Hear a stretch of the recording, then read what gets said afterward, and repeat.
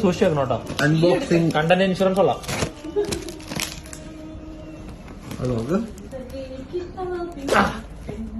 ഇനി പുതിയ ആയുധം.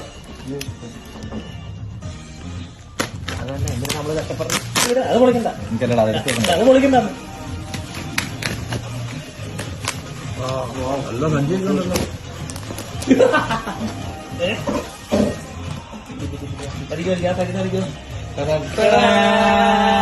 ശരിയാണല്ലോ.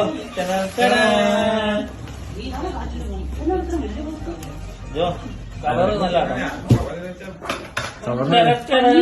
Bill bill face card.